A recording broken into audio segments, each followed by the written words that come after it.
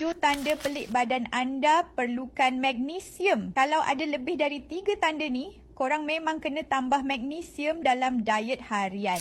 Yang pertama, selalu krem kaki, tangan atau otot rasa kejang. Magnesium penting untuk rilekskan otot.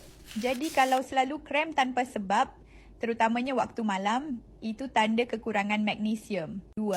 Susah tidur dan kerap terjaga tengah malam. Magnesium bantu rilekskan sistem saraf. Jadi kalau susah tidur atau selalu terjaga, badan korang mungkin perlukan lebih magnesium. 3. Rasa cemas, stres dan mood tak stabil. Magnesium bantu kawal hormon stres dan serotonin, hormon happy. Jadi kalau cepat panik, mudah serabut, magnesium boleh bantu stabilkan emosi. 4. Jantung berdebar-debar. Walaupun tak buat apa-apa, magnesium sangat penting untuk denyutan jantung yang normal.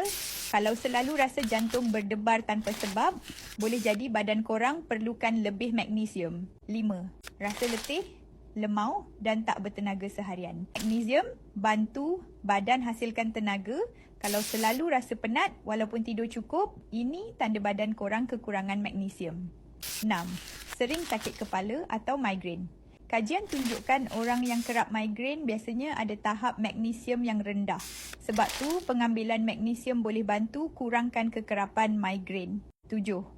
Susah nak lawas, sembelit. Magnesium bantu melembutkan najis dan melancarkan sistem pencernaan.